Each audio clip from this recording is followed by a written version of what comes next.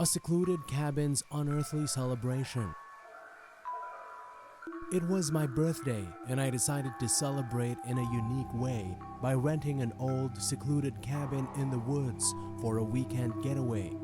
The place had a certain rustic charm, with creaky floorboards and a fireplace that crackled with an ancient warmth. Little did I know that this birthday would turn into an experience that still sends shivers down my spine. As evening descended, I invited a few close friends to join me in the cabin. We laughed, shared stories, and indulged in a homemade birthday cake. The night was filled with joy and camaraderie, but as the clock struck midnight, an unexpected hush fell over the cabin. The atmosphere shifted, and a chill crept into the air. As the birthday festivities continued, strange occurrences began to unfold. The flickering candlelight cast eerie shadows on the walls, and I could have sworn I heard whispers carried by the wind outside. Dismissing it as my imagination playing tricks on me, I encouraged everyone to join in a game of charades to shake off the growing unease. As we played, the cabin's vintage clock chimed, its sound echoing eerily in the silence that followed. It was then that I noticed an old, tattered journal on a dusty shelf. Curiosity got the better of me, and I began flipping through its pages. The journal seemed to chronicle the birthdays celebrated in the cabin over the years, each entry growing darker and more cryptic. A sense of foreboding settled over me as I read about strange occurrences on past birthdays, unexplained footsteps, inexplicable drafts, and sightings of shadowy figures. The more I delved into the journal, the more it seemed that the cabin held a history of birthdays that transcended the ordinary. Determined to dispel the mounting tension, we decided to explore the surrounding woods under the pale moonlight. Twisted branches clawed at the night sky, and the rustling leaves whispered secrets only the forest understood. It felt as though the very woods were watching us, aware of our every move. Upon returning to the cabin, we were greeted by an inexplicable chill. The fireplace, which had burned brightly just moments before, now emitted a feeble glow. The flickering candle flames cast dancing shadows that seemed to mimic figures with each gust of wind. As the night wore on, strange sounds echoed through the cabin, footsteps in empty rooms, distant laughter that sent shivers down our spines. I couldn't shake the feeling that we were not alone, that something unseen lurked in the shadows, observing our every move. In an attempt to break the morning tension, we decided to share ghost stories, unaware that the cabin seemed to feed off of our fears. The tales took on a life of their own, and the air became charged with an otherworldly energy. Shadows danced on the walls, and the vintage clock's chimes grew increasingly distorted, marking the passing hours in a surreal cadence. As the night reached its peak, a sudden gust of wind extinguished all the candles, plunging the cabin into complete darkness. A spine-chilling whisper echoed through the silence, speaking words I couldn't comprehend. Panic set in as we fumbled for flashlights, our beams revealing nothing but the haunting stillness in the cabin. Just as quickly as it had started, the oppressive atmosphere lifted, leaving us in a state of bewildered relief. The candles reignited, casting a warm glow once more. It was as though the cabin had toyed with us, a malevolent force playing tricks on the occupants of its secluded domain. The following morning, we left the cabin, our laughter masking the lingering unease that clung to us. As I glanced back at the cabin one last time, I couldn't shake the feeling that it held secrets beyond our understanding, a place where birthdays were not just celebrations, but encounters with the inexplicable.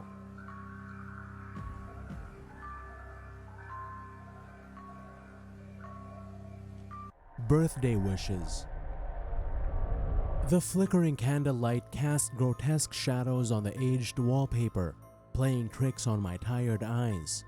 My 25th birthday celebration was supposed to be simple, just me, a tattered paperback, and a slice of store-bought cake. Yet here I was, huddled in my creaky attic, chills crawling up my spine despite the stifling summer heat. It all started with a cake. A neighbor, Mrs. Perkins, had kindly gifted it, its lopsided frosting and off-putting green hue setting off alarm bells in my head. But her sad eyes and mumbled apologies had guilted me into accepting it. Now, its sticky sweet aroma permeated the attic, adding to the unsettling atmosphere. The book, a dog-eared copy of Edgar Allan Poe's The Telltale Heart, felt colder than usual in my hands. As I read, the creaking floorboards grew louder, seemingly mimicking the frantic heartbeat in the story. Suddenly, a louder creak resonated from behind me, closer than any floorboard should be. My blood ran cold. I spun around, my heart hammering against my ribs. The attic had always been empty, save for forgotten junk and dusty boxes. But now, in the flickering candlelight, I saw it. A rocking horse, its painted smile stretched into a grotesque grin, swayed gently at the far end of the room. It hadn't been there before. Worse, its wooden eyes seemed to glint with an unnatural light, following my every move. Panic clawed at my throat. My mind raced, searching for a logical explanation. Maybe it was just an effect of the shadows, a trick of the candlelight.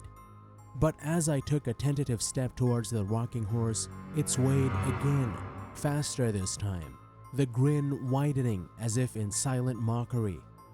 A childish melody, faint at first, began to fill the air. It was the tune from the antique music box I kept on my dresser, a tune long broken and silent. My blood turned to ice. The music box was downstairs, locked in its drawer. As the melody grew louder, the rocking horse began rocking violently, the wooden laughter echoing eerily in the cramped space. My mind screamed to run, but I was frozen in place, mesmerized by the chilling spectacle. And then I saw it. A thin, translucent figure materialized from behind the rocking horse, its form shimmering like heat waves. It was a child, a girl with sorrowful eyes that mirrored the glint in the rocking horse's eyes. "Happy birthday," she whispered, her voice a hollow echo. The air grew colder and the candle flickered, plunging the room into near darkness. I couldn't see the girl anymore, only the rocking horse, now still, its painted smile mocking in the faint moonlight. Terror propelled me forward. I stumbled down the creaking stairs, the chilling tune fading behind me. But the feeling of the little girl's sorrowful gaze lingered, leaving an icy trace on my skin. My birthday cake sat untouched on the table, the sickly sweet smell now repugnant. In that moment, I knew things would never be the same. My simple life had taken a turn into darkness, and the chilling presence I encountered in the attic left an indelible mark on my 25th birthday. A mark that whispered of secrets best left undisturbed. A Victorian birthday unveiling the supernatural. For my 30th birthday, I booked an old Victorian mansion, aiming for a magical celebration. Little did I know, the grandeur of the place would take a chilling turn. In the opulent dining room, laughter filled the air as a flickering candle on the chandelier danced mysteriously. The mansion's faded elegance set the stage for what promised to be an unforgettable birthday. At midnight, a sudden chill enveloped the mansion.